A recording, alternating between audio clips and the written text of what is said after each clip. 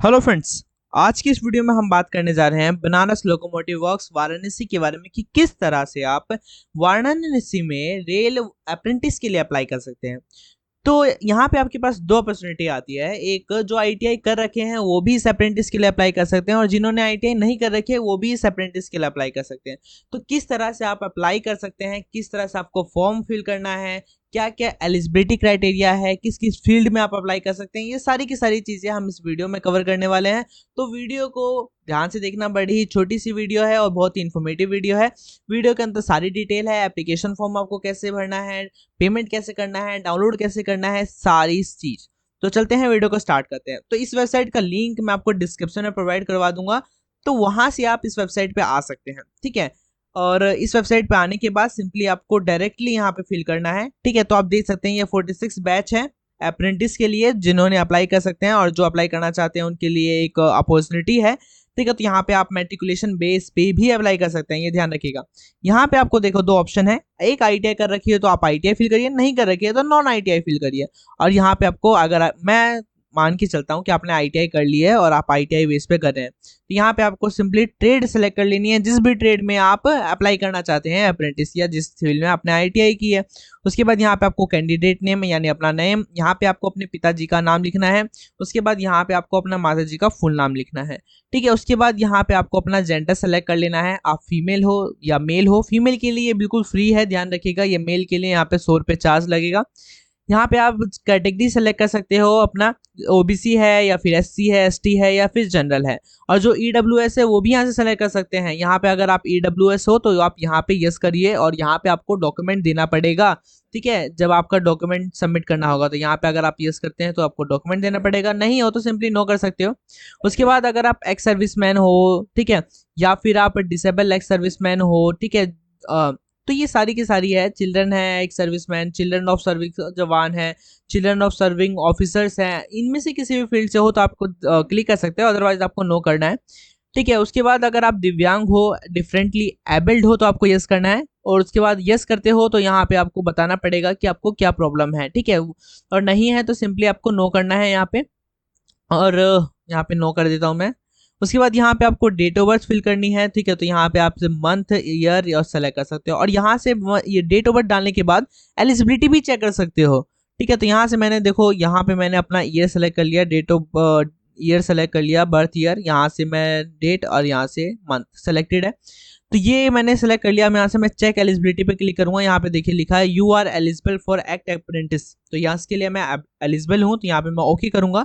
अब यहाँ पे आपको मोबाइल नंबर फिल करना है अपना, जिस पे आपको ओटीपी वगैरह आएगी। यहाँ पे आपको ईमेल एड्रेस फिल करना है और यहाँ पे कंफर्म कर देना है ईमेल एड्रेस को, ठीक है। ये सारी चीजें करने के बाद यहाँ पे आपको एजुकेशन डिटेल्स बतानी है, यानी किस बोर्ड से आपने किया है, ठीक है। तो वाराणसी में ऑल इंडिया से आप अप्लाई कर सकते हो। यहाँ पे जिस भी स्टेट से किया है सिंपली उस स्टेट को, उस बोर्ड को यहाँ पे लिखिए, और कौन सी ईयर में आपने 10th पास की वो आप बताइए, ठीक है। आपने 20 में करी तो 20 में लिखिए, 18 में करी तो 18 में लिखिए। यहाँ पे आपको अपना एनरोलमेंट नंबर लिखना होगा, ठीक है। मैंने ये 2017 में 10वीं पास की थी, मैंने 2017 क्लिक कर लिया। उसके बाद यहाँ पे आपको एनरोलमेंट नंबर लिखना है, 10वीं के मार्कशीट पे आपको मिल जाएगी। यहाँ पे आपको अगर आप कोई ग्रेड अगर देना चाहते हो, जैसे सीजीपीए वगैरह आपके सेमेस्टर में है, तो आप यहाँ पे यस कर सकते हो, फिर यहाँ पे सीजीपीए दे सकते हो। और नहीं तो सिंपली आपको यहाँ क्या करना है, नो पे क्लिक कर देना है, और यहाँ पे आप मार्क्स भी सबमिट कर सकते हो। तो यहाँ पे जो टोटल मार्क्स है वो बताइए कितना है, और आपकी कितने आए वो बताइए यहाँ पे। उसके बाद यहाँ पे परसेंटेज ऑटोमेटिक कैलकुलेट होके आ जाएगा।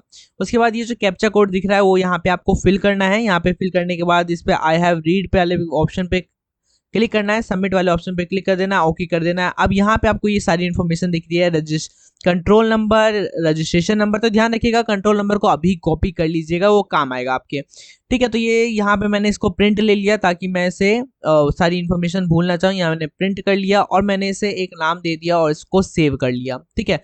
यहाँ पे मैंने सेव कर लिया। अब आपको जाना है होम पे और फिर करना है लॉगिन। तो यहाँ पे हम गए होम पे। तो अब यहाँ पे देखो, अगर आप न्यू यूजर हो तो रजिस्टर करना होगा, और अगर आप एग्जिस्टिंग यूजर हो तो आपको साइन इन करना पड़ेगा। तो इस लिंक को भी मैं आपको डाल दूंगा डिस्क्रिप्शन में, तो वहां से आप डायरेक्ट भी आ सकते हैं। तो यहाँ पे सिंपली आपको क्या करना है, साइन इन करना है। साइन इन करने पे यहाँ पे आपको कंट्रोल नंबर मैंने कहा था कॉपी करने के लिए, तो वो कॉपी करके यहाँ पेस्ट कर देना है।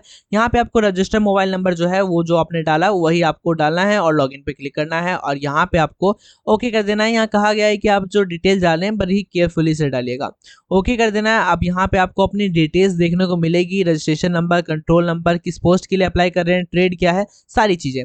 फिर यहाँ पे अमाउंट दिखा गया है और ध्यान रखिएगा ये यहाँ पे पे नाउ करना है और यहाँ पे देखो बताया गया है कि सारी डिटेल जो फिल करनी है वो पेमेंट के बाद आप फिल कर सकते हो। तो पेमेंट करने के बाद कैसे फिल करना है वो भी मैं आपको इसी वीडियो में बताऊंगा, ठीक है। तो यहाँ पे आपको पेमेंट करना है, पेमेंट में आप डायरेक्ट आ सकते हो, अगर डायरेक्ट नहीं आते तो उसका लिंक भी मैं प्रोवाइड करा दूंगा, आप आ सकते हो।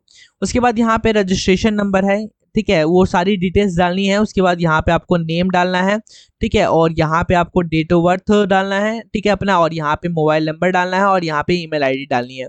उसके बाद यहाँ पे आपको कैप्चा डालना है, ये जो कैप्चा आपको दिख रहा है वो डालना है। उसके बाद नेक्स्ट पे क्लिक कर देना है। नेक्स्ट पे क्लिक करने के बाद जो डिटेल्स आपने डाली वो आपको यहाँ शो होगी, नेक्स्ट कर देना है। उसके बाद यहाँ पे कई ऑप्शन आ जाते हैं पेमेंट करने के, जैसे स्टेट बैंक इंडिया से आप कर सकते हो पेमेंट, ठीक है। उसके बाद अदर बैंक के इंटरनेट बैंकिंग से कर सकते हो, रुपए डेबिट कार्ड से कर सकते हो, क्रेडिट कार्ड से कर सकते हो, प्रीपेड कार्ड से कर सकते हो, ब्रांच से कर सकते हो, NEFT RTGS से कर सकते हो और UPI से कर सकते हो। तो कई ऑप्शंस हैं और यहाँ पे बहुत कम चार्जेस हैं, जिसमें चार्जेस नहीं है आप उनसे सिंपली कर सकते हैं। तो मैं डेबिट कार्ड यहाँ पे चूज करता हूँ, तो ये थोड़ा टाइम लेता है थोड़ा सा, तो वेट करिएगा। यहाँ पे आपको कार्ड डिटेल्स डालनी है, जैसे कि कार्ड नंबर यहाँ पे पुट करना है, यहाँ पे आपको एक्सपायरी मंथ बताना है और यहाँ पे एक्सपायरी ईयर, कब एक्सपायरी ईयर है, ठीक है, वो बताना है आपका कार्ड का।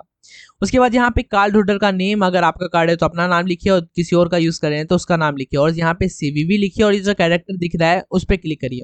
उसके बाद यहाँ पे आपको पे ऑप्शन दिख रहा होगा, इस पे पे करिए, पे क्लिक करिए। उसके बाद आपके पास एक नोटिफिकेशन आएगा, OTP आएगा, उस OTP को फिल करिए और फिर पेमेंट हो जाएगा। पेमेंट हो जाने के बाद पेमेंट वाली रसीद को भी कॉपी करके रख लीजिएगा, प्रिंट आउट ले लीजिएगा, ठीक है। उसके बाद आपको यहाँ पे आ जाना है, ठीक है, इस वेबसाइट पे आप डायरेक्ट आ जाएंगे। उसके बाद यहाँ पे आपको अपना कॉरेस्पॉन्डेंस एड्रेस भरना है, जहाँ भी आप रहते हो सिंपली वो एड्रेस यहाँ से सेलेक्ट कर लेना है और फिल कर देना है। यहाँ पे आपको सिक्योरिटी सिटी बताना है कि यहाँ पे कौन से सिटी में रहते हो और यहाँ पे पिन कोड बताना है, पिन कोड क्या है। अगर आपका परमानेंट एड्रेस कॉरेस्पॉन्डेंस एड्रेस दोनों सेम है तो सिंपली इस पर क्लिक करिए और नहीं सेम है तो आप यहाँ पे आपको दोबारा परमानेंट एड्रेस फिल करना पड़ेगा। उसके बाद यहाँ पे सर्टिफिकेशन टाइप यहाँ पे आप बताना है कि ITI किया है तो किससे किया है, नहीं किया होता तो दूसरा ऑप्शन होता आपके पास। उसके बाद यहाँ पे नेम ऑफ इंस्टीट्यूट का नाम बताना है, उसके बाद किस ईयर में पास किया आपने वो बताना है और रोल नंबर क्या था आपके फाइनल एग्जाम फाइनल ईयर में वो बताना है। उसके बाद यहाँ पे आपको फोटो अपलोड करना है, साइज जो है 15 KB से 50 KB होना चाहिए। यहाँ सिग्नेचर अपलोड करना है, साइज 5 KB से 30 KB होना चाहिए। यहाँ पे आपको 10वीं की मार्कशीट अपलोड करनी है जिसका साइज 100 KB से 200 KB होना चाहिए और यहाँ पे ITI की फाइनल मार्कशीट सबमिट करनी है, 100 से 200 KB होना चाहिए। यहाँ पे आपको जो कैप्चा दिख रहा है वो फिल कर लेना है और उस पर क्लिक करके सबमिट कर देना। अगर आपको कोई दिक्कत आती है फोटो सिग्नेचर करने में तो मैं यहाँ पे आई बटन पर लिंक दे दूंगा, उससे आप कर सकते हैं। उसके बाद ये सारी चीज़ें करने के बाद आप यहाँ पे जो आपका एप्लीकेशन फॉर्म है इसको प्रिंट कर लेंगे, सेव कर लेंगे फ्यूचर रेफरेंस के लिए और फिर जिस भी नाम से आप इसे सेव करना चाहे सिंपली वो नाम दीजिए और यहाँ पे आप इसे PDF फॉर्मेट में सेव कर सकते हैं। तो मैंने इसे रेल एप्लीकेशन फॉर्म लिख के सबमिट कर लिया, ठीक है। तो मैं इसे सेव कर लेता हूँ।